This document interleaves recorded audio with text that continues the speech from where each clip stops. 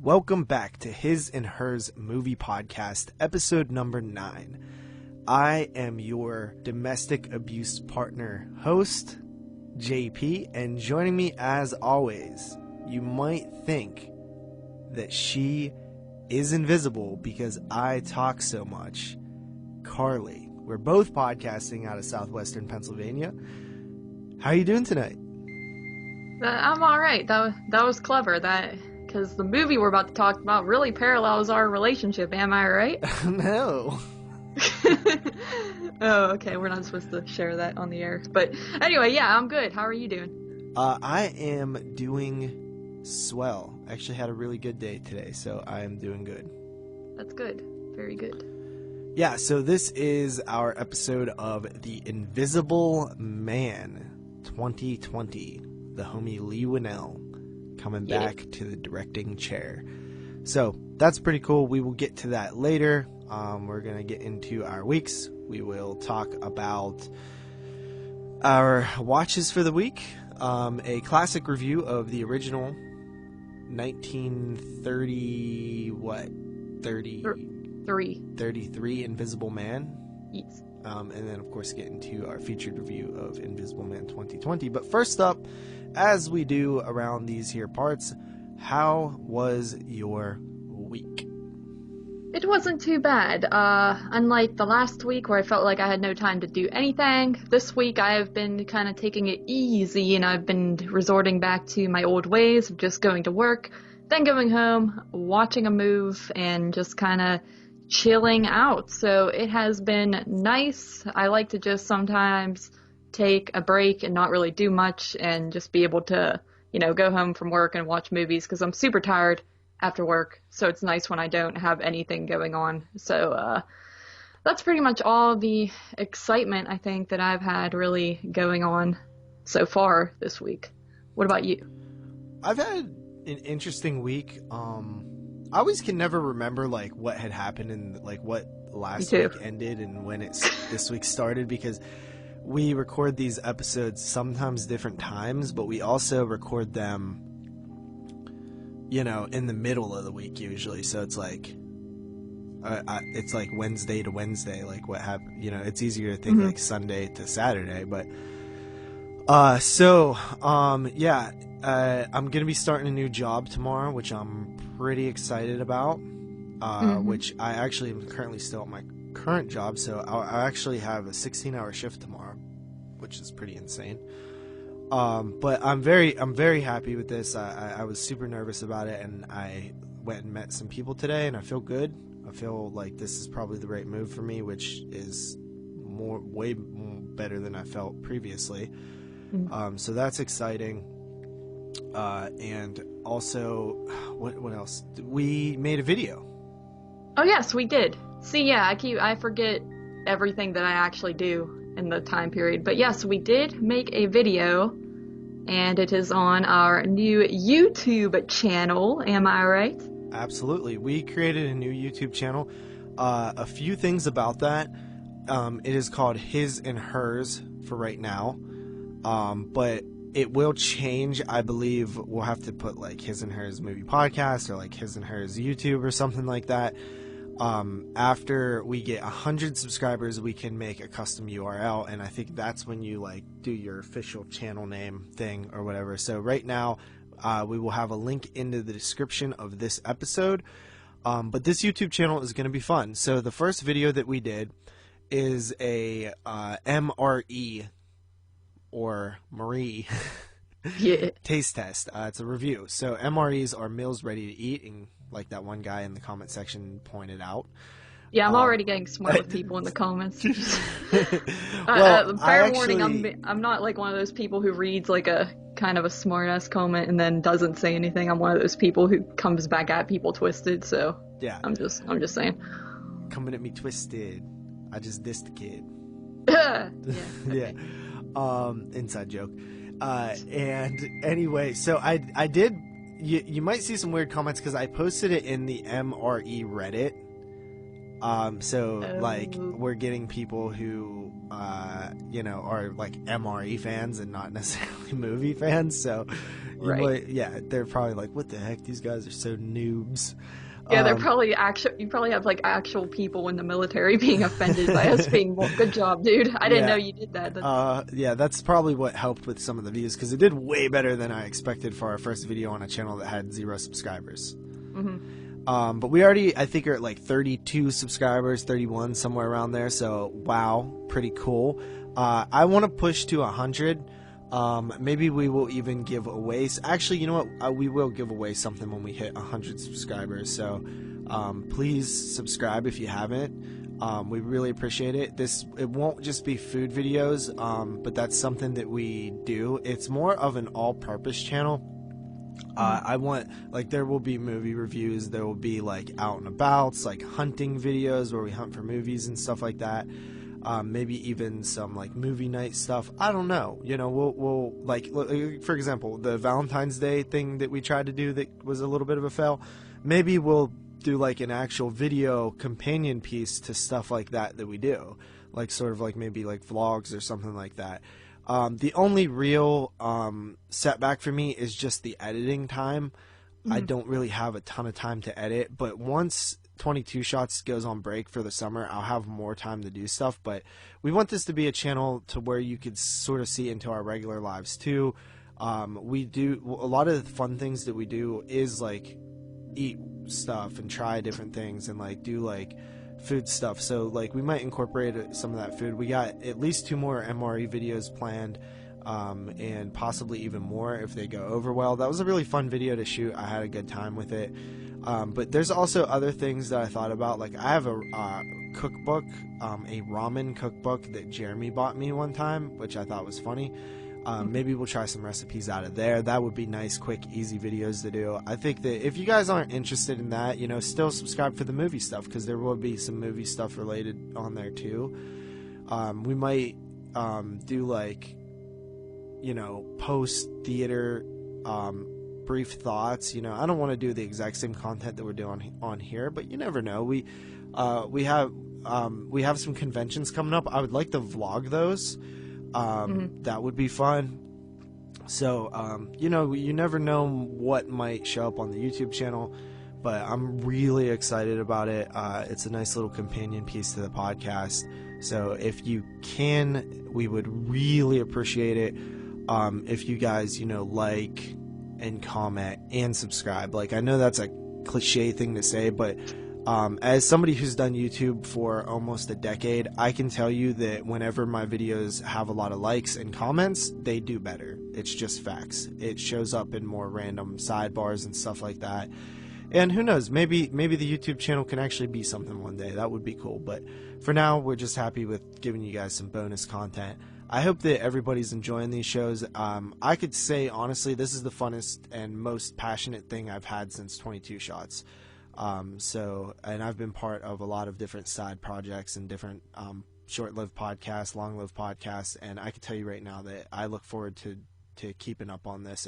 And we've been, relatively weekly. We had that one little flub like last two shows ago, but for the most part, it's still we still ended up getting the same amount of episodes out as we should have in the long run, because we posted 2 last week. But yeah, so please support the show, and honestly, like, when you guys listen to this, like, listen back. And I actually wanted to sort of debut a new thing, where I want to ask a question to the listeners every episode, and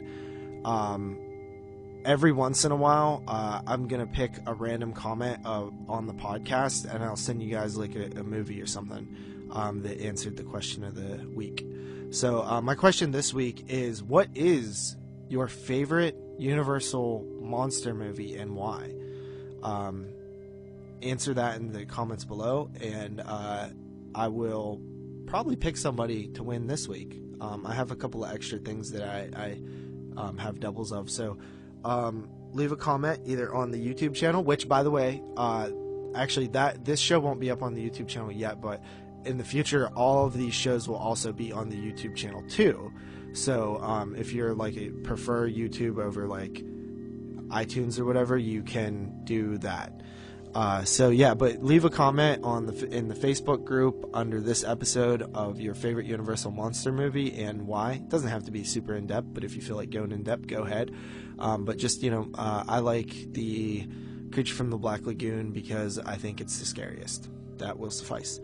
So yeah, and anything else on that?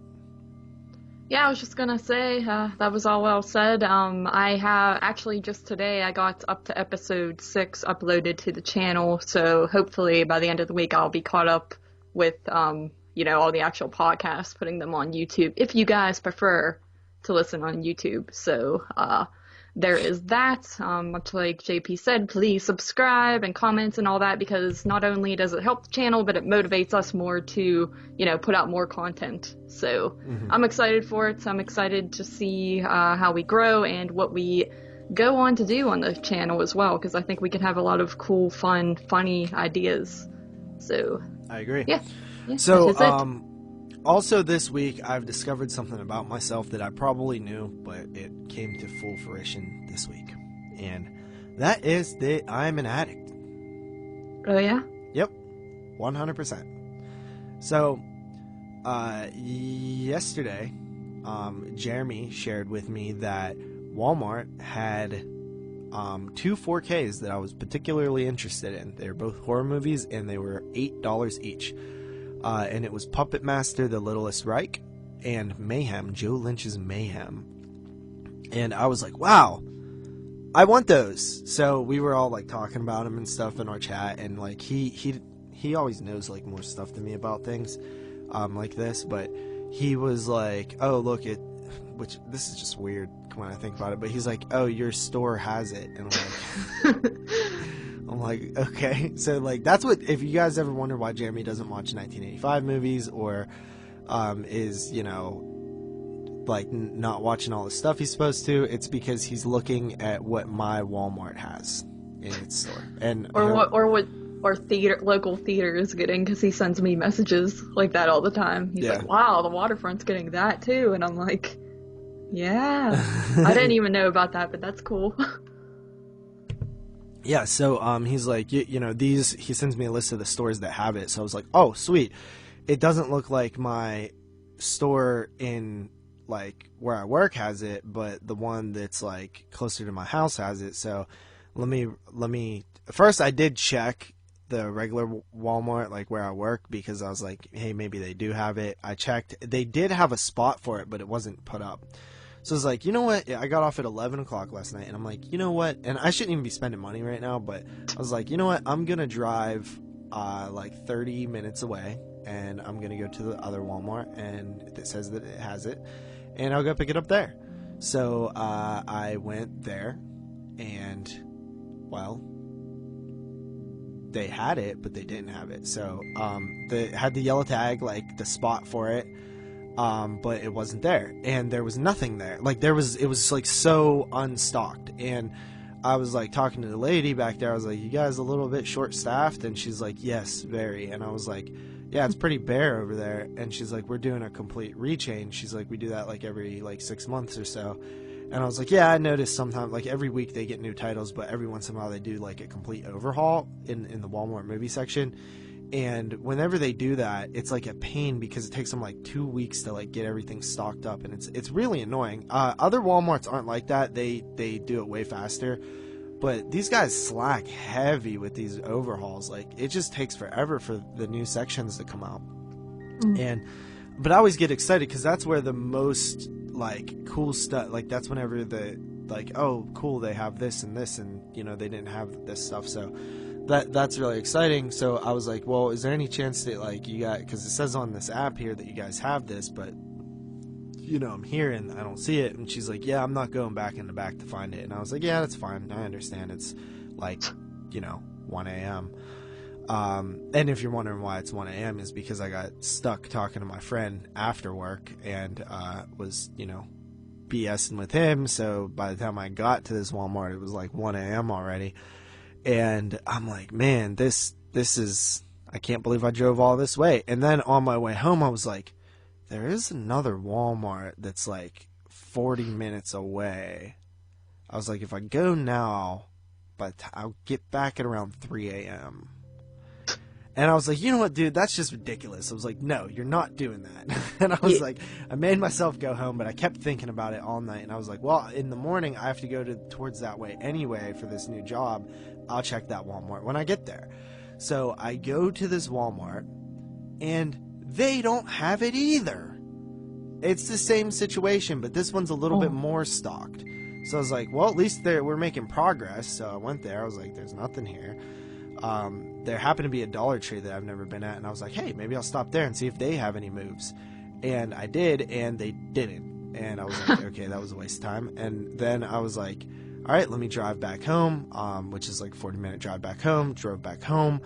When I get home, I was like, well, that woman told me yesterday that the guy should start stocking again at 1 p.m. It is now like 6 p.m. That would have gave him a solid 5 hours to stock.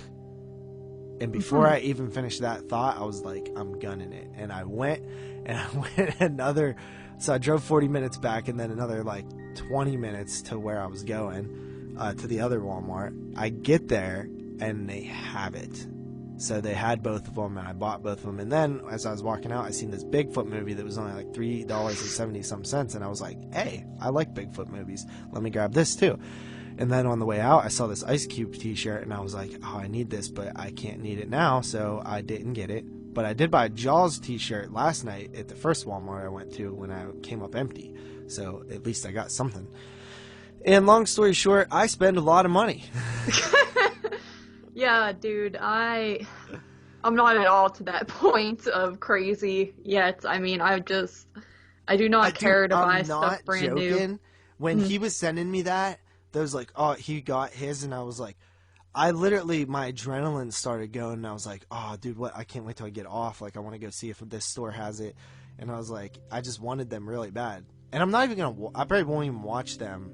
Like, like sometimes I'll buy stuff and not watch it for years. But I've actually been going deep through my 4Ks because I'm trying to like keep up on watching stuff. So I've actually been like heavily watching my 4Ks.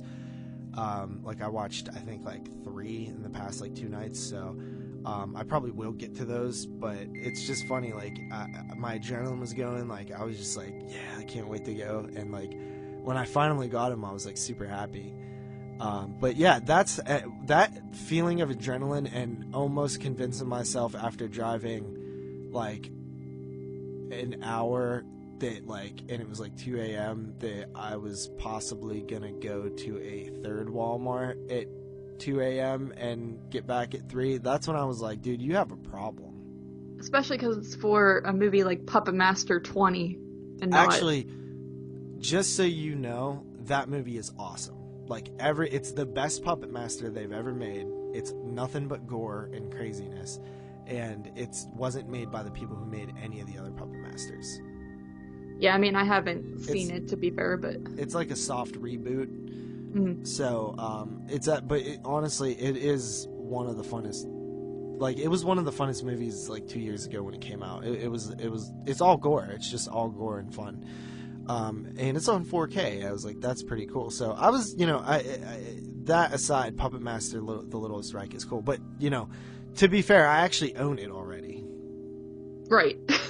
Which I didn't let you guys in on that information. But yeah, I actually own Puppet Master, The Littlest Reich on DVD. But, I just wanted the 4K. And Mayhem, honestly, I like that movie too. Which is Joe Lynch's film. So I'm actually very happy that I picked those up. But again, I just have a serious collecting problem. And my whole point is to like stop buying so much and start watching more, which I have been kind of on a roll lately watching things. But at the same time, I'm still pulling in like just as much as I watch, which is just insane. I'm never going to get this problem fixed. Yeah, I mean, I kind of have that issue a little bit where I keep buying more stuff, but at this point I refuse to buy anything else. I mean, my birthday's coming up. I know people will probably give me movies for that, but that's fine.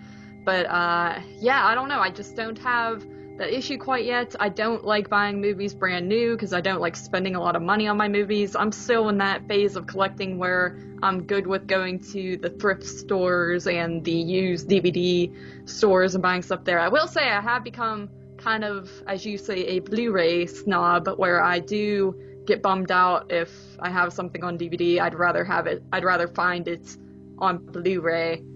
So, like, I am starting to, veer up with that and become more of a Blu-ray collector than a DVD collector. Blu-ray and VHS, I prefer collecting both of those over the middle section, which would be DVD. So, there's that. But, yeah, 4K, obviously, I don't really care about 4K at all at this point because I don't have a 4K TV. I just bought my TV like 3 years ago, so I don't have any interest quite yet with that to begin with. So, not quite there, but I love 4K. Like, I'm not as high on it as Jeremy, but I just love getting them. And like I was actually thinking about doing a video like my 4K collection, because I don't know if I'll ever get back to that DVD Blu-ray collection video series I've done. They're like all out of order now, and it's just a pain. But once I get my collection completely situated, I will go back and do that again. But yeah, I've been looking at my 4Ks, and I probably have almost 30 now, which is crazy because at one time I had Halloween and like Evil Dead. So yeah, it's really cool. And I was thinking about picking up American Psycho, which is on 4K because we got that as a Patreon pick. So yeah, and then like here's another thing. Like I got a Patreon pick from Dave, Mr. Parka, and he's like, it's a 1985 move. And he's like, hey, I think you'll like this one from 85. Definitely check it out. I'm giving it to you as a Patreon pick. And I was like, this movie isn't streaming anywhere, but the DVD's $11 and it's an Intervision. I guess I'll buy it. So I bought it. What is it? It's called Murder Lust. Oh, It came in the mail today. I don't know about that one. So yeah, so I will check that one out, and that should be fun. Which I got to start watching these Patreon picks. I have like 15 Patreon picks, not to mention all the like featured reviews we have. So I got to get rolling on that. But that's basically my week and your week. That's our weeks. Yeah. So you want to get into what we have watched? Yeah. In the time we've been gone. Go ahead. Start us off. All right. So let me see. What have I even watched?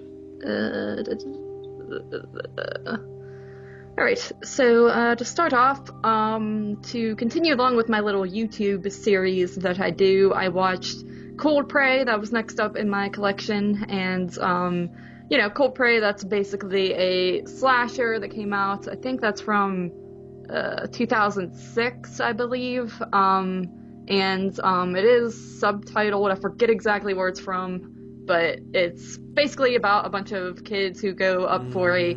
I want to say... Norwegian? That's what I was on. I was thinking that, but I'm not sure. I'll look it up while you're talking. I think it is I actually already did like the YouTube video for it, and I'm pretty sure I looked on the back and it was Norwegian, but I always feel dumb if I say the wrong place. But so yeah, subtitled movie, slasher film about some kids who go up. It is from Norway. Oh, okay, cool. Pretty cool. But they're going skiing, and one of the kids ends up getting hurt, which these look like they're like 20-year-olds. It says on the back they're supposed to be teenagers, but it's one of those things where they look older than that. But I just spent all week watching Scream films, so I'm well aware of that. Yeah.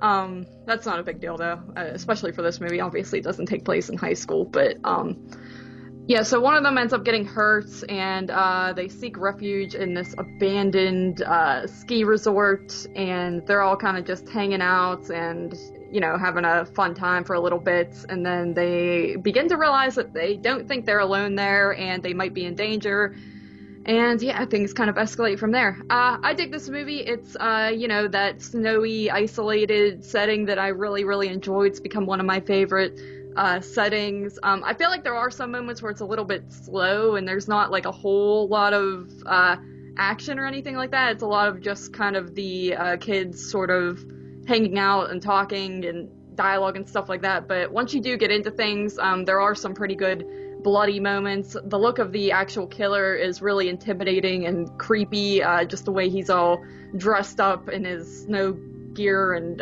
it's just, he has like this sort of covering on his face, and it's really, really creepy. He's a really big dude, so you feel like it's believable that it would be hard to get away from him, and in the situation they're in, they're kind of screwed. It would be really hard to, you know, get away, kind of like in The Lodge or The Thing or movies like that, where you're just kind of trapped, or, you know, The Shining, where you're kind of in this isolated area in the middle of nowhere, and it's, you know, you can't really escape readily. So overall, I like Cold Prey. The characters are pretty likable in it as well, so that's a fun slasher movie from, you know, the mid to late 2000s. Never seen the sequel though. And then after that, I actually watched the Child's Play remake, reboot, whatever you want to call it. Rewatched that. I got that on Blu-ray for Christmas, and I've been wanting to rewatch it really bad, actually, and I thought, you know, I just watched it last year. I don't really rewatch things a whole lot after I just watched them not even a full year ago, but I figured, what the heck, threw it in. I was worried that it wasn't going to have the same, you know, impact where I thought it was as enjoyable, but I actually came out kind of liking it even more. It's a very fun film. The comedic moments all worked just as well as they did when I saw it in the theater. The characters are all very likable and fun. It's just a very fun movie that separates itself from the original, and I can almost say I do like this one a tad bit better than the original, I think, at this point. It's just a fun time. If you want to, you know, where the original, it kind of plays a little more serious, this one's more fun, even though it does have, you know, some brutal killings and bloody moments and stuff like that, but it just fun film. I like it. It's got a lot of rewatchability, so I had fun with that. Then after that, I checked out this movie on Tubi, actually, and it was an 85 move, and it's called Transylvania 5000. Dude, I totally forgot. I watched that this week too. It's not even on my Letterboxd. Really? Yeah, totally forgot to mark it. I was gonna ask if you even knew about this one or not, because I was actually, not only do I know about it, I've seen it before, and I've owned it for. It was one of the first like box sets I bought. It was an old Anchor Bay box set, original Anchor Bay. It was called like the Campy Classics, and it had Sleepaway Camp in it, which was the main reason I bought it. Elvira, Mistress of the Dark, Transylvania 5000, Return of the Killer Tomatoes, Return to Horror High, and one other title that I don't remember off the top of my head. But yeah, it was like such a weird, bizarre box set. The Anchor Bay actually did 4 of those box sets. I think they're actually limited and numbered. But there was like another one, like, you know, Possession, or like, there was like a zombie one. There was one with like creature features. But yeah, so yeah, I've seen it before, but go ahead. Yeah, that's cool. I didn't know, because I really honestly didn't even know about this movie. And it actually stars Jeff Goldblum and, what's his name, Jeffrey Jones, who is best known for being the principal in Ferris Bueller's Day Off, who for some reason, if I remember, he looks exactly the same. Did Ferris Bueller come out in 85? It came out in 86, actually, a year later. So yeah, he looks exactly the same. Yeah, no difference at all. If I remembered, like, as much as I remember about random actors and movies, like, if I could remember that stuff for school and academics, I would be a genius, and I would, you know, be a millionaire by now, but unfortunately your life doesn't work that way, because for some reason I always remembered that Jeffrey Jones is actually a registered sex offender, because he, like, solicited teenage pics.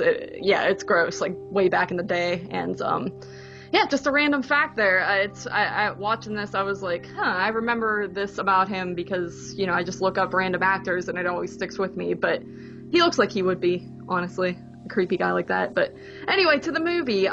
Yeah, this film is essentially about these 2 tabloid reporter dudes who are sent to Transylvania to try to get a scoop on Frankenstein, an actual Frankenstein monster that they believe is living in this Transylvania area.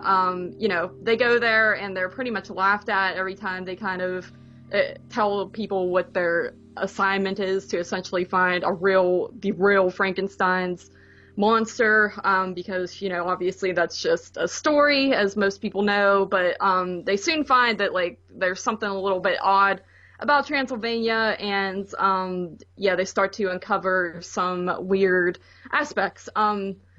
Yeah, this movie was all right.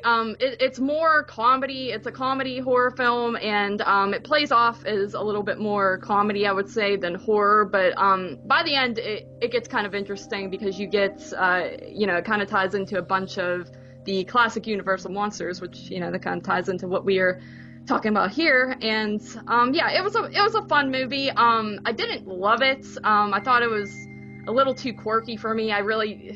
The comedic elements just didn't work for me too much. I don't know. I don't think I really have a sense of humor or something like that. But and I'm starting to understand what moods means. I used to think Jeff Goldblum was pretty attractive, but I kind of see what he says, like how he's always like, he just has a punchable face. It's weird. Like, I think he's a good looking guy, but at the same time, I do understand where he's got that arrogance to him. He even has a few arrogant lines in this movie. It seems like he's always playing sort of the arrogant character. So yeah, very punchable face, but overall it's more of a fun movie, not played super serious or anything like that. And it actually had this song, Transylvania 5000 song, that kept getting stuck in my head afterwards. So it was an interesting one for sure. Then after that, I tried to watch The Howling 2, and if I could be completely honest, I barely paid any attention to it. It's one I have to rewatch because I was trying to multitask and do stuff on my laptop at the same time, and that never works out for me. But from what I see, I don't really know if I would like that movie anyway. Do you like that movie? No? Not really. Sybil Danning has a decent nude scene, and that's about it for me. I never really cared for it, even when we did the show. I think that I gave it more praise just because I hated all the other ones so much. Mm-hmm. That's actually the height of the sequels. Yeah, it's got nothing really to do with the first one, which I hear pretty much every Howling movie has nothing to do with the previous ones. So, yeah, I just couldn't get into it from the start, so I was kind of doomed. I don't even know if I will rewatch it, if I'm being completely honest, because I doubt it's, that's another 85 movie. I really doubt that would make my list. I'm pretty 100% sure it wouldn't, but just another one for the numbers. Then after that, another 85 movie that I rewatched for, not the third, like the second and a half time, because I watched it once, and then I think you said that Joe Bob actually covered it, so I ended up stopping it halfway through and watching it with Joe Bob, and then I rewatched it again by itself on Tubi because it's no longer on Shudder, and that is The Stuff.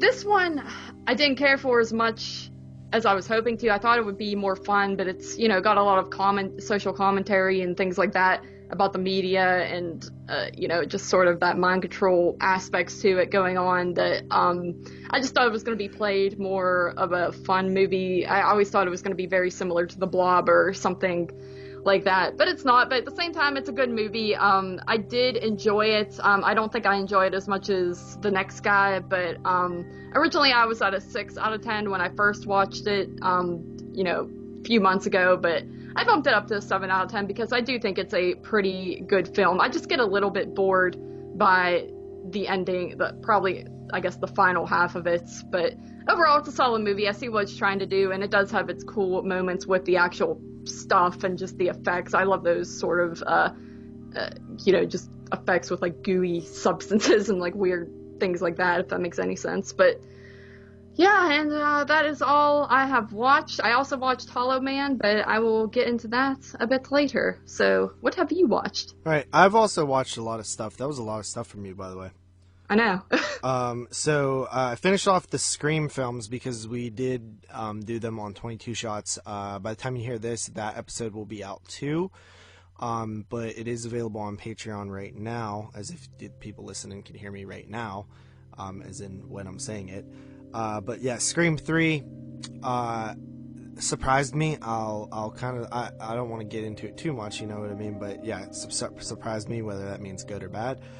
Scream 4, I've always loved, and I love even more probably now. So Yeah, that was fun. And then I watched Scream: The Inside Story, which was one of the documentaries that came in the Scream box set that I have. This one was like the one that was, I think, done. It was like the one done by the Elm Street people, I think. You know what? Both of the Scream documentaries were a bit disappointing to me because they so heavily focus on part one, and I already knew so much of that information. But there was some interesting stuff that I didn't know. It honestly is kind of an interesting story how Scream came about, and you know how it was in production and stuff like that. So yeah, that was good. Scream 3, to go back to that for a second, the biggest takeaway I had from that was how eerie the whole Maureen Prescott being abused in Hollywood, and the whole, like, you know, Me Too angle of the film way before the Me Too movement, and the fact that that film was produced by Harvey Weinstein, and the fact that, you know, Harvey Weinstein is one of the people who was named most in the Me Too thing, and actually was just convicted of his sex crimes, so, you know, that's good. But very eerie, and I was wondering if, like, Craven or Williamson or both were actually trying to say something without saying something, or it was just going off of, you know, the commentary of, like, the stigma of Hollywood without being too specific. But yeah, that was interesting watching Scream 3. Okay, so after the Scream: The Inside Story, I popped in the 4K of Color Out of Space. This movie was one of the movies I was pretty hyped for in the year. It's a Spectre Vision film starring Nicolas Cage, which I am a fan of. And it's based on a Lovecraft story directed by Richard Stanley. Kind of an interesting, cool movie. I'll be honest, it didn't impress me like I thought it was going to when I read the synopsis and stuff. I was expecting like more of a long version of Stephen King's Creepshow story, the strange thing that happened to Jordy Verrill, but it actually had a little similarities to that, but it wasn't, you know, it wasn't that, I don't know, for whatever in my head I just thought of it that with pink stuff. But there's some really cool scenes in it where the, you know, pink meteorite stuff starts like spreading and things like that. I actually just got it as a Patreon pick for a future show, so I'll probably have to watch it again because it won't be fresh in my head. But yeah, so I don't want to say too much on that. But I gave it like a 7. And then I finally finished off the Amityville films that came in the Vinegar Syndrome box set, and I watched Amityville Dollhouse. And honestly, I think that one might be the best one out of the sequels. Really? I still have not watched. That's the one I have not watched it. It's fun. You know, this one has to do with a haunted dollhouse. It's funny how they're all like cursed items things. And actually, you know what? It's the part of like the land too. But yeah, I've seen this one before and I liked it.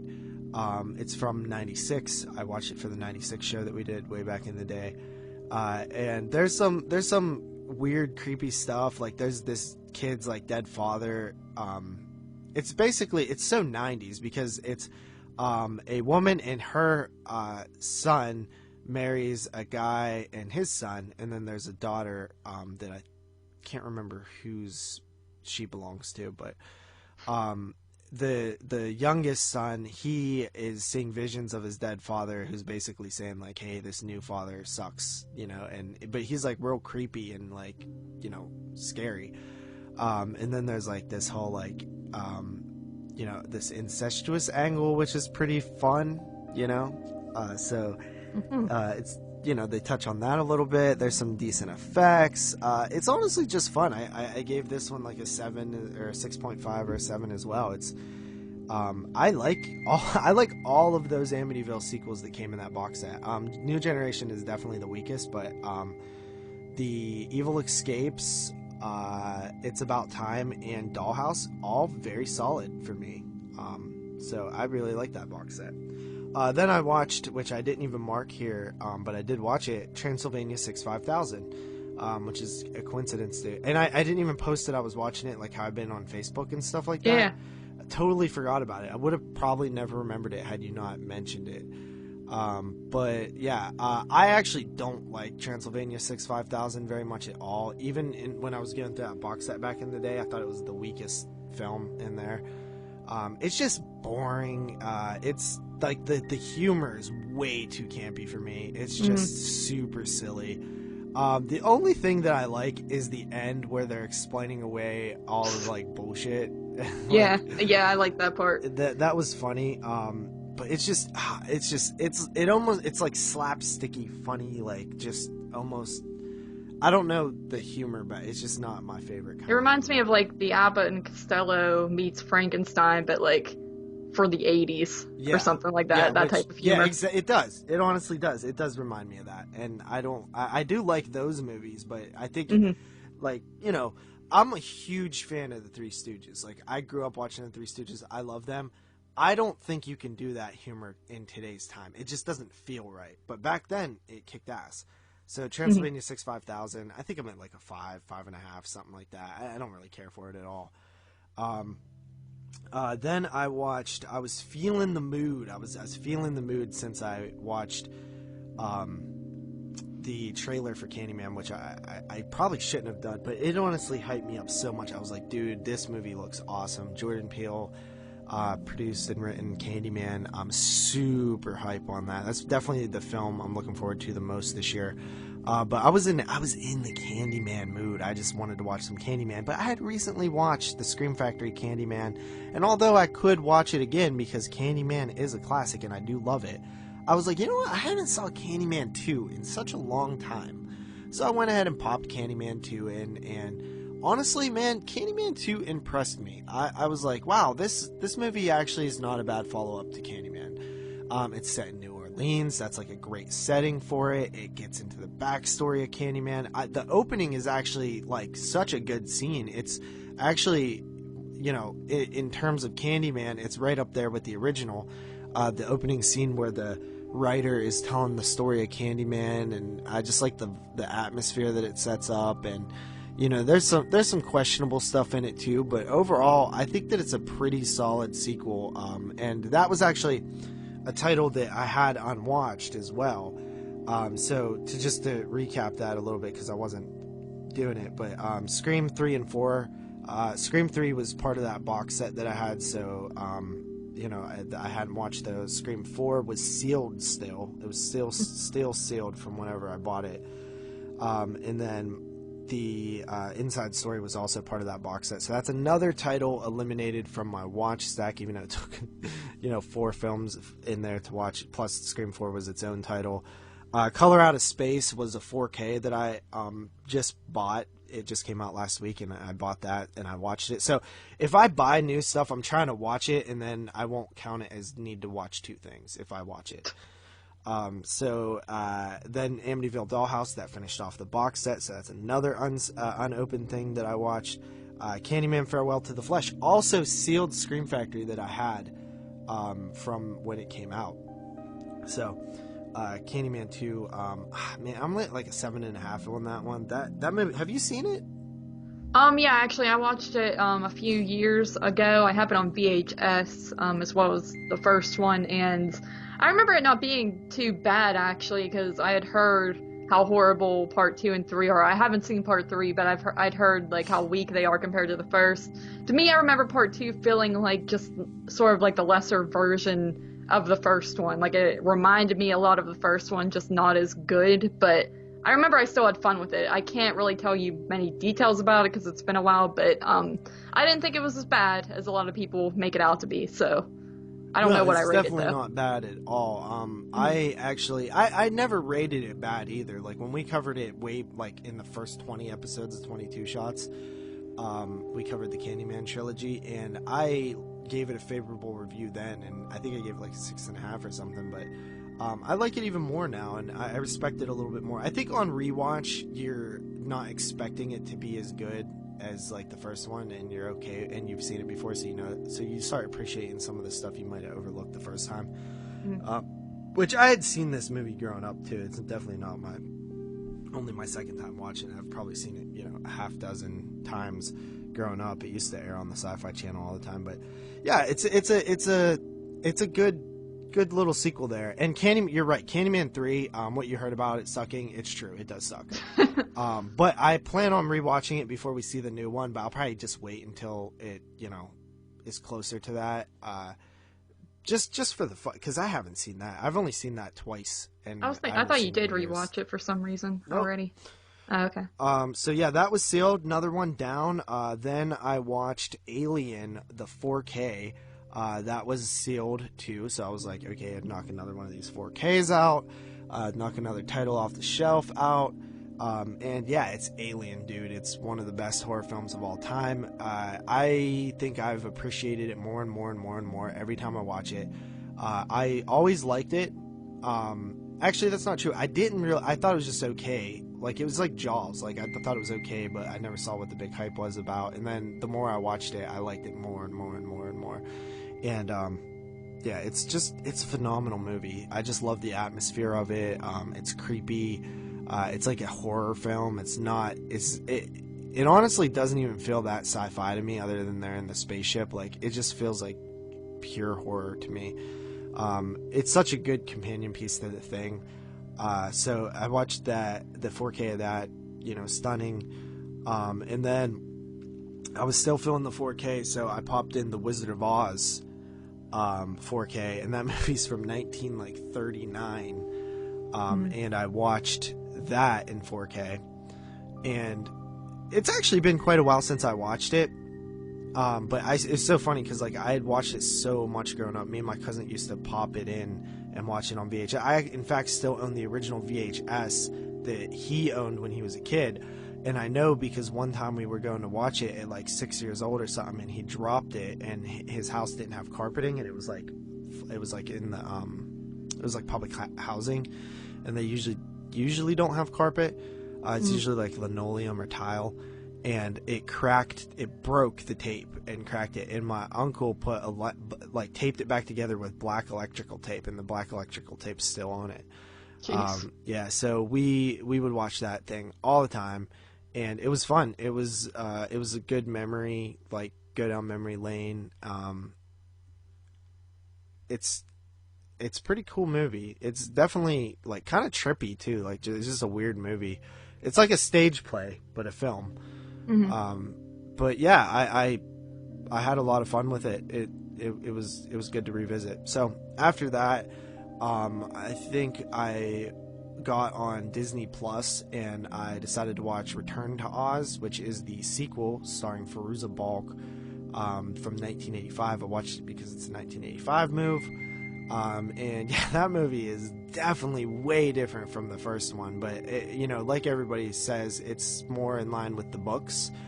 And from the research I did, it's definitely more adapted from the books, and it's kind of like a sequel in name kind of only, but still kind of has some continuity. The Fairuza Balk is definitely younger than the character Judy Garland was playing. Or at least, visually. And it's, I like the Jack Pumpkin King dude. He's cool. I didn't really care for the, robot, tin thing. And, the Scarecrow's cool. But very different. It's just, it's like nightmare fuel, though. That's what's cool about it. It just has, this nightmare fuel thing going on. But I didn't love it like some people do. I just thought it was neat. So I had seen parts of it before, but I was never invested in it. And then the last thing I watched, and I need to finish the last little bit of it because it was 7 a.m. this morning when I was still watching it. On Tubi, it's a Patreon pick, and it's Wicked City, which is a horror anime. And I will say this, I'll have to do a full review of it on 22 Shots, but, man, the opening to this thing kicks ass. I just love the animation, just, the city setting, and then this weird stuff happens, with this, woman, almost like a succubus thing or something, and that's really creepy and weird, so, yeah. So that's all that I watched. Remind me to add Transylvania 65000 to my lists. Will do. But yeah, that's quite a lengthy what we watched. Yeah, you were killing it with the watches. All right. But So, the other thing we watched was The Invisible Man, 1933. Did you say? yes. Yeah, 1933. This one we caught a screening of it at our local movie theater. And I was pretty excited for that because at least it's my favorite Universal monster film. It's one of mine. I think it's one of the best for sure. So what's the movie about? Well, on IMDb, the description's kind of funny. It says, a scientist finds a way of becoming invisible, but in doing so, he becomes murderously insane. Yeah, so it's essentially about this scientist who has concocted this potion of sorts, and it opens up with him going into this, what do you even call it? It's like a bed and breakfast type of deal, like inn of sorts. Yeah, it's just an inn. It's back then. These like pubs where it was like a pub / inn. Like all inns had like bar-esque stuff. Everybody drank back then, so right. But yeah, so he goes, he arrives there, he's all suited up from head to toe, wearing sunglasses, has like bandages on his face, a hat, coat, so you can't really, wearing gloves too, so you don't really get a look at him, but he comes in, asks for a room, and I believe they're like not in season, but he kind of is overly demanding, and they give him a room, and he's basically there to try to figure out a potion to help, I guess, reverse what he has done and just focus on his work. But while he's there, he's just kind of, you can tell he's kind of losing more and more of his sanity. He's kind of being mean to everybody there, and things kind of escalate from there. There's also like this, love interest who is, wondering where he went and trying to find him and help him out. And it's kind of just his descent into madness. And that's the best way I guess I can describe it. Ish. Yeah, so I think that what I love most about this movie is like I actually find like the maniacal way that the Invisible Man is played by, I believe, Claude Rains, right? Yes. I find him to be like incredibly unnerving. Like to me, this is actually only the third time I've ever seen this movie, and for me, the first time I seen it, I didn't really pick up on a lot of the comedy, which is funny because there actually is like quite a bit of comedy in this film. But I just found everything that was happening so like terrifying, like the way that he's just like going mad. Like this is a good version of Mad, right? We always hear like Mad as a Hatter and stuff like that, like the old classic gone mad type thing. I think this is a good depiction of that. And like whenever he's like got the slacks on and he's like walking, like running down the road, like skipping, like singing nursery rhyme or something, like it's just scary to me. I'm like, wow, imagine seeing that, because it's scary because it's like this kid's sounding nursery rhyme and it's like this pair of pants coming at you and you could hear this voice and you're like, what in the hell is going on? You know what I mean? Like that's just kind of scary. And then like how he gets all mad and he's just like messing with people a little bit, and he just seems like he's getting more and more evil, Yeah, I feel like this is probably the third time I have seen it as well, actually. And the comedy aspects, I feel like I definitely picked up more on just seeing in the theater with all those people because they laugh.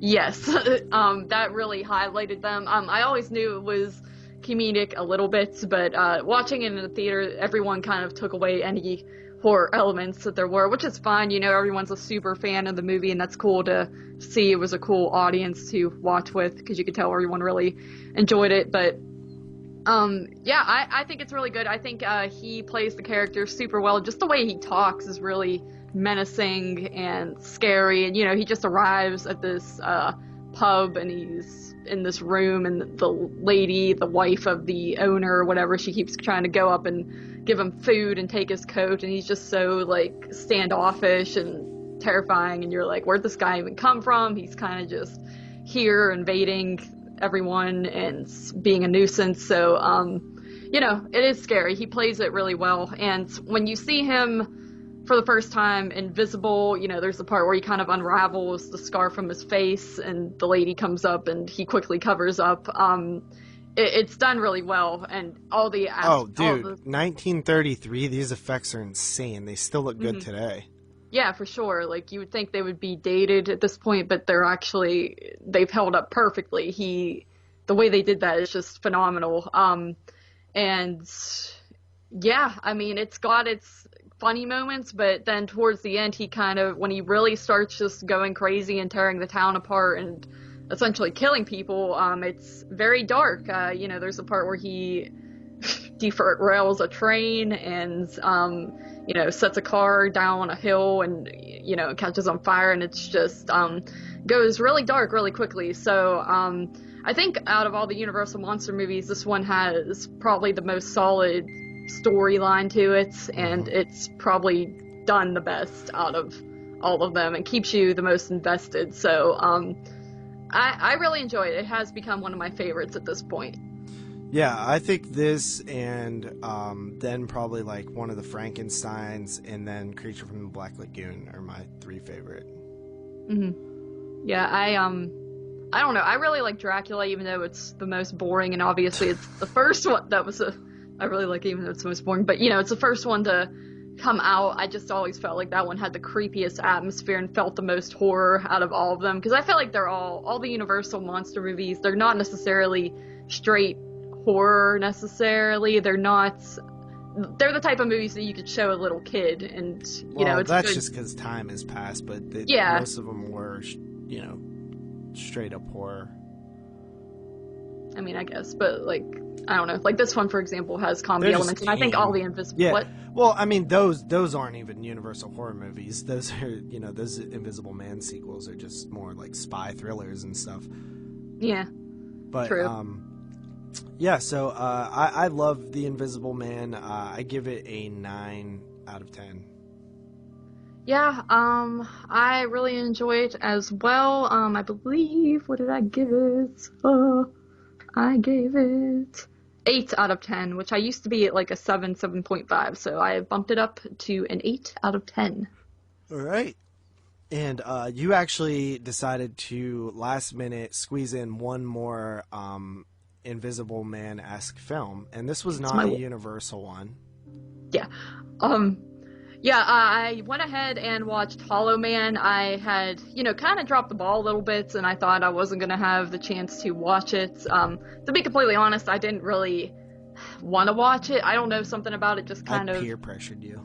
Yes, I was completely forced to do this. He's like, well, I got a, show to watch at 8, so that gives you exactly 2 hours to get this movie in, and, I just felt like I had to, and I wanted to, because I was disappointed with myself. I did want to get this one in just because it's, a good comparison middle piece for what we're talking about tonight. So, yeah, Hollow Man from the year 2000, of course, starring Kevin Bacon and Elizabeth Shue. This movie is essentially about this team of scientists who are working on an experiment with invisibility, essentially. And, they're doing the basic stuff that scientists do, where they're testing it out on animals and such. And it is working. And it reminds me kind of like The Fly type of aspect in a way, with, just testing this stuff on animals and then eventually testing it on yourself. But... so they have it working, and they have to kind of present it to their boss, I guess, or the I forget what it's not really the boss, but it's like the big people or whatever. I forget who it is exactly, but the big boys, they have to present it soon. They've been kind of dilly-dallying and been given all this time, but when they go to present their work, Kevin Bacon's character lies to them and says they're not quite done with it yet, and all the other people are like, what the heck? And he's like, if we tell them this idea, then they're just going to run with it and forget about us. And he says, why don't we just move on to phase 3 ourselves? Which means the final thing is they want to essentially make humans invisible, and Kevin Bacon offers to try it out on himself. He eagerly wants to do it, and his team kind of reluctantly says, okay, sure, we'll do it, and try it out on him. It works. He goes invisible. It's a very painful process, but he does turn invisible, and he's like that for a day or so. He's having his fun, and then they go to try to turn him back, but it doesn't work. It almost kills him, so he's kind of stuck like that until they are able to come up with a solution.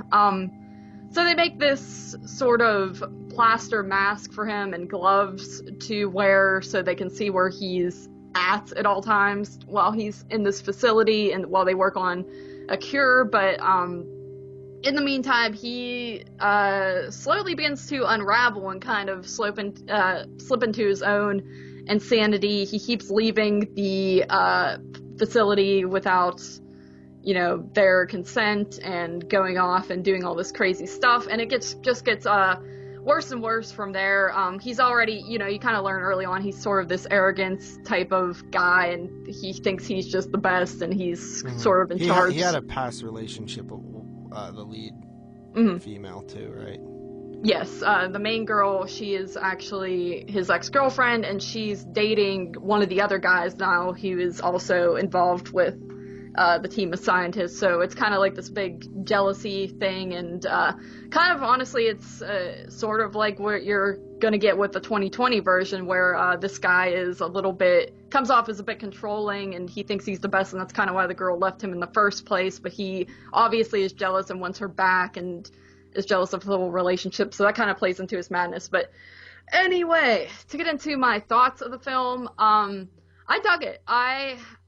Like I said, I didn't think I was going to like it for whatever reason. I come to find I don't really like Kevin Bacon all that much for some reason. He kind of rubs me the wrong way. I think that's one of the reasons I didn't want to watch it. And it's from the year 2000, which the early 2000s, late 90s, those movies are very hit or miss, especially with their effects. But I find the effects in the movie weren't that bad. They were actually pretty solid and interesting to watch. Like when you have Kevin Bacon, of course I forget his freaking name in the movie already, but he's kind of turning invisible, and then even when he's turning non-invisible, or they're trying to get him back to normal, you get these images of his veins and his bones, and it's obviously pretty fake looking, but it's really cool to watch at the same time. Not necessarily scary or anything, but it's just interesting. And then when they're injecting the serum into him, you see his veins light up and go into his heart, and it's kind of, makes me a little bit queasy feeling, because just needles and veins and stuff like that freaks me out. So the way they did that, I thought, was actually pretty well done. Maybe a little bit dated, but yeah, definitely dated, but it's still like a cool concept. You could see like why it was neat at the time. Yeah, for sure. And when they put this like mask thing over him, it makes him way creepier. Because they cut out the eye holes and the mouth hole, and you see why they call it the Hollow Man. He looks like a hollowed out man, and it's just super creepy, because obviously his eye holes, you don't actually see his eyeballs, it's just invisibleness, and I thought that was very creepy. The movie at first is playing out more like a thriller, and it feels a little bit lighthearted, but it quickly actually turns pretty dark with what he is going around and doing, and I was actually kind of shocked by some of the stuff that you get. That's what I said in my review when I reviewed it on 22 Shots, like, because I had seen this when it came out, and I was like, wow, I can't believe the stuff that they were doing in this film. I was like, because this was a mainstream wide release.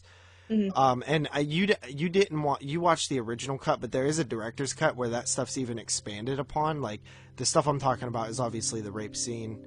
Yeah, that's what really shocked me. Yeah, they actually even make that more graphic in the director's cut, as well as, I don't know if the scene, I didn't remember the scene before, but the one girl who's like sleeping in the chair, like he pulls her shirt down and like is like fondling her boobs and stuff like that. Is that in that version? Yes, he unbuttons her shirt, he slips one titty out, and you just see the effect of something This is a good squeezing effect. it. Yeah, it's pretty good. I don't know if there's more to that, but he just squeezes it, and then she wakes up, and that's Yeah, I think but the scene goes on a little bit longer in the director's cut because I remember it feeling like, wow, this guy's like straight molesting this girl. Mhm. But yeah, but you did like it then. I did. One thing, the final act, this is an interesting thing about the movie. I did not realize this is what Scary Movie 2 is parodying. Oh yeah. So that kind of like ruined that entire the entire final act is essentially what Scary Movie 2 is all about. I never realized that. I never even thought about that in Scary Movie 2, how I'd never seen whatever movie it was where they have, the goggles where you can see the invisible people or the ghost or whatever, and they have like those guns and the walkie-talkies and all that. And of course the room where it's like super cold. I never thought in Scary Movie 2 like, oh, I wonder what this movie is. I've never seen it. It never crossed my mind. But watching this now, there's a scene that's like a direct there's like two scenes that are directly parodied in that movie, so that kind of made it a little screwy for me. And whole final act, I kind of lost a little bit of steam for me. I wasn't as into it as I was with the whole build up of him kind of going insane and sneaking around, I will say. But yeah, I agree. The like setup to this film and the middle part is definitely the strongest. It kind of turns into like a standard affair by the end. Yeah, but overall, I dug it. I give it a 7.5 out of 10. I wasn't an 8, but since I didn't love how it all kind of wraps up, I give it a 7.5. And the effects, of course, are a little bit dated, but I liked it a lot more than I thought I would. Yeah, I think I gave it an 8.5 the last time I watched it, which was less than a year ago. All right, so let's move into our featured review. This is the brand new 2020 Universal take / Blumhouse on the Invisible Man films, and that is The Invisible Man 2020. Directed by Leigh Whannell, who you might know from last year's Upgrade, which I still have yet to see, which annoys me because everybody told me how good it was. It wasn't a horror film, so I wasn't, too focused on that. But of course, Leigh Whannell is most known for the Saw franchise. So he worked on the Saw franchise as both a writer and an actor. He plays Adam in the first Saw, which is so cool to think, Yeah. And then he also wrote Saw 2, 3, I think he might have wrote 4. I think he wrote a couple of the Saw films, or at least he I think he wrote 1, 2, and 3. And then he co-wrote Dead Silence with James Wan. He produced most of the Saw films. He acted in Insidious, as well as a writer on Insidious. He wrote Insidious 2, as well as an actor on Insidious 2. He wrote Cooties, and he acted in that as well. The Mule, he wrote.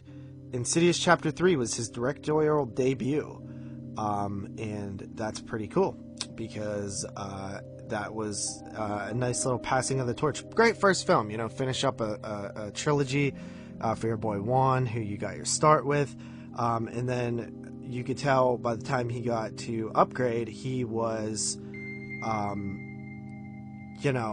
finding his own, in 2018. And then he actually, this was his third feature. So really, really, really cool. You know what I mean? He seems like he's taken off. This was definitely his biggest film to date. It did well at the box office. It reinvigorated a tired and dead concept, both with the Invisible Man and the Universal Monsters franchise, because they tried many times to reboot the franchise in 1999 with The Mummy, and then they tried again with I forget what one of the Frankenstein movies or something. They tried to reboot it, and then they did again with Dracula, that horrible Dracula film with Tom Cruise, which was just a slog to get through, and that was supposed to be the start of the Dark Universe, which was bullcrap because it was more of like an action film. But this takes it back to its roots with this horrific subject matter, so we will remain spoiler free, but what is the synopsis of this film? Alright, well, when Cecilia's abusive ex takes his own life and leaves her his fortune, she suspects his death was a hoax. As a series of coincidences turn lethal, Cecilia works to prove that she is being hunted by someone nobody can see. So, yes. Yeah, so the film opens up with this Cecilia. By the way, excellent casting. This girl is pretty, but not like a knockout, you know what I mean? She feels very, could be any woman, you know what I mean? She seems a little weathered. She is, I mean, in what I think is a fantastic scene, she's in this like almost mansion, beautiful home, which adds contrast to like her distraught look, because if you're around all this beautiful architecture and house, like why would you be so wanting to get away from it? And it's because of her abusive boyfriend or fiance, and it's her sneaking out of the house. And then, she escapes the house and is in a sort of almost like a rehabilitation for battered women type thing. We don't really get a huge backstory on how she got involved with this or whatever, but her sister basically pulls her out of this place. She goes and lives with he's a police officer, and his daughter. I assume did they say like how he's connected to her, or is he just supposed to be like this Good Samaritan like type of battered women helper type guy? No, they never really say. I was like assuming he was an old friend of hers or something like that, but maybe he was. Maybe he had more of a connection like that. But and there she is, totally agoraphobic. She's scared. She's frightened. She's timid. All the characteristics of somebody who's been in a relationship filled with abuse. I mean, I couldn't be more happy with how they portrayed this, because it is a complete metaphor for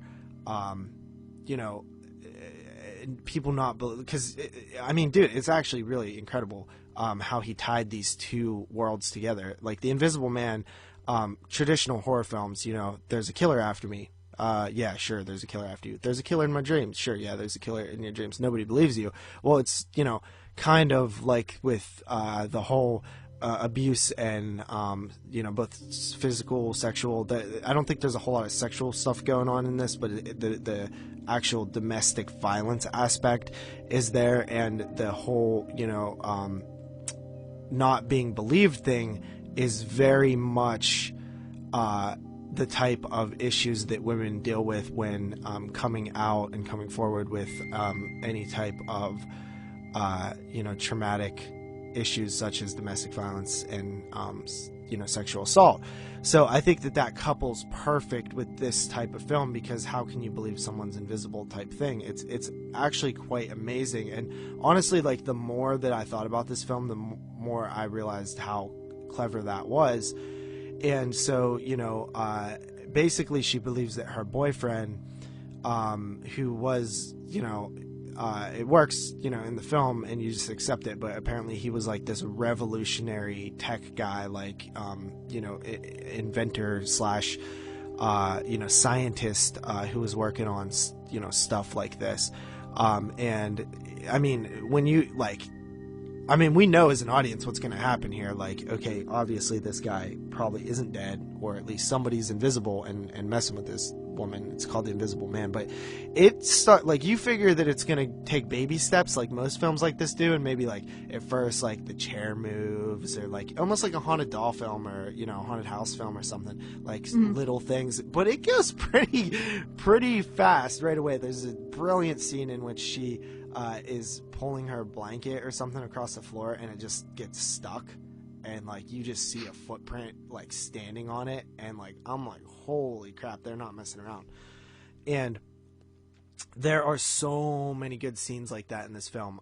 There is a scene in the attic that I will not spoil, but I'll tell you that was like a holy F type moment for me. And then there's a scene in a restaurant that also is a holy F type moment for me. So I think that this movie is pretty genius. I think that it is scary, both on a actual like horror level and a real life horror. Like I genuinely felt stressed and uncomfortable and sad and paranoid and wanted this woman to get away from this. It has that feeling of like the film Unsane, where, you know, this woman's like being held against her will or something like that. Like, because that even sort of happens in this film, like the non-belief type stuff, and like this, you know, stuck in a situation that you, like, as an audience, you don't really have a solution for her. You know what I mean? Like, there's really no way to figure out how to get out of this situation. Like, you just want people, anytime, like, you ever, like, do something that you know you didn't do, but you're being blamed for it, and it's like, you don't know how to prove that you didn't do it? That's, like, the same feeling I get when I'm watching this movie. Yeah. Yeah, for sure. I know I'm talking a lot, so go ahead. No, I agree. I mean, I expected this movie was going to be pretty good, but it exceeded those expectations, and it was actually amazing. I was blown away by it. Just everything you said, it's just geniusly done, with kind of having double meanings going on throughout it, and it actually is a scary movie as well. I mean, there haven't been a lot of movies lately that have genuinely been scary, creepy, whatever to me, and this one had a few moments that made me jump. It had a few moments where like my mouth kind of dropped and you're just not expecting it to happen. It just, those sort of abrupt moments that you don't see coming, it does them super well. Main girl is just fantastic, great actress, great, perfect look to her. Like you said, she's not ugly or anything like that, but she just looks so beaten up. Like, you know, her hair looks greasy. She's not wearing makeup. She just looks like the type of person that you would expect who's been through a rough time. You know, just all the side characters are great too. Like the guy she's living with and the daughter, they're very likable. And just the whole concept with the invisibility, the way they kind of explain it at the end. I think obviously invisibility is impossible, so no matter how you explain it, it's kind of like but I think they actually did a good way of going about it. It's not the same as, you know, what you get in the original Invisible Man or even Hollow Man. It's a different concept, and I think it's probably the most, in a way, believable way of explaining that. So I think even that was done well. A lot of violence and blood in this movie as well that is just super good, super tense. The whole movie's very tense, and you feel bad for this girl. A lot of times I get annoyed with movies where people aren't believing a character. I get that way with Candyman, actually. That's a great example of a movie where no one believes the girl of what's going on, and then she's kind of being portrayed as crazy and stuff like that. But, you know, just the payoff and the way this movie all plays out, it doesn't do that too much in your face where you're super duper frustrated. I mean, you are frustrated, but the payoff you get with the film is just fantastic, very satisfying, very just all around great movie, great from start to finish, shot really well, to the whole house, the whole opening sequence with the ocean and the house is great. So yeah, I could not be happier with this movie. I thought it was just a near perfect film. Yeah, I loved it, man. I think that this movie is a movie that I liked when I first seen it, but the more I thought about it and verbalizing how I feel, I could tell you right now from talking about it on this show, I've came up on my rating, because I just think that it's I just love what they did. I haven't seen a film that handles horror film that handles domestic violence in such a powerful way, because I think that's one of the biggest takeaways I had from this film is the domestic violence angle. Like this woman is truly afraid of this guy, and you see it in her. You see the fear, and it's scary. You know, if you've ever seen or witnessed like domestic violence, you know, it sticks with you, and I think that it does haunt you for a long time. Like, I've never dealt with it personally. Like, I've never all the girls, I've never been beat up by girls. I've just beat all them up. So, you know, I never had to deal with it. No, I'm just kidding. I beg to differ, but okay. You know, without going into too much details, like, I have seen it in other ways, growing up. So, you know, it's kind of haunts you a little bit. You definitely hold on to that. And I think if you're the victim, even more so. So yeah, I kind of loved it, man. Yeah, I agree.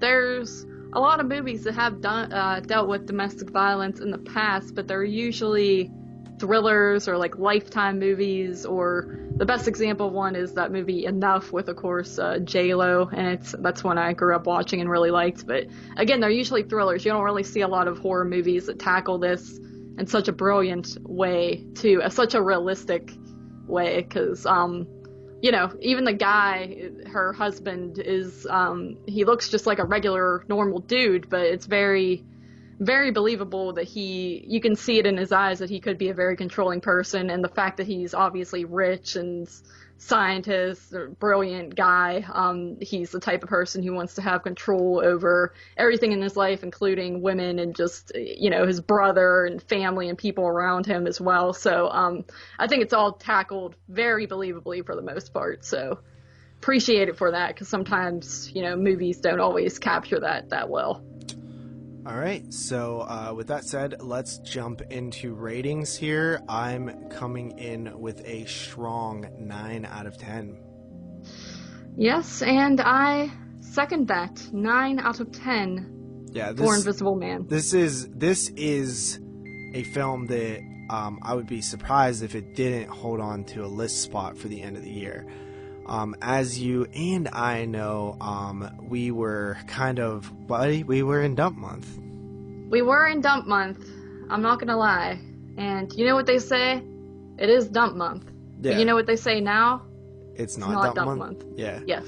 So, I you know, and this came out at the last day of dump month. So, I mean, which is funny because it like, you know, it still got stuck in there, but it succeeded. I think that, you know, this is definitely the best movie I've seen of the year. The Lodge also, you know, brought me some joy, but I feel like exiting dump month now, I'm feeling good. Like, I feel like we're gonna start seeing the good stuff now. So, with that said, that kind of wraps up this episode. I hope you guys enjoyed. Again, check out the YouTube channel, if you will. Like, comment, and subscribe. Share this episode. And again, what is your favorite Universal monster film and why, for this week's question of the week? Next week, we will be covering a film that isn't out yet, and it won't be out then, but we'll give you the early scoop on it. It's a film that has been getting some, you know, good reviews out there, I've seen, and it's called M.O.M., Mothers of Monsters. And apparently this film, I didn't look into it too much, but it has to do with a mother who finds out that her son may be planning some sort of school shooting or something like that.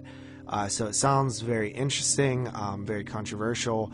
I've always thought that there's room to tackle that topic in film, so that's pretty exciting for me. I've seen a few films that kind of tackle it with like bullying and stuff like that. But I will say this. That is a film that I believe it'll come out it might come out the week the episode posts, but I know that our episode will be out before the movie's out, but, you know, we'll still remain spoiler free. And then after that, we will be tackling The Hunt, which is a film that was actually banned, or not banned, but pulled from release after a shooting happened, and it's finally coming out, and the marketing has been really good on it. And then what are we doing after that? Is it A Quiet Place 2? A Quiet Place 2, and then what is after that? Because we have the next 4 episodes mapped out. Holy moly! Hold on! I swear. No, buddy. It looks like you had A Quiet Place was the last. Okay. Yeah. So yeah, sorry. The Mothers of Monsters, The Hunt, and Quiet Place 2. Those will be our next 3 episodes. So I hope you guys are checking these out in the theaters with us so that you can listen to the show. And yeah. So anything else from you? Nope. I am good. All right, we will see you guys next time on another episode. Later. Peace.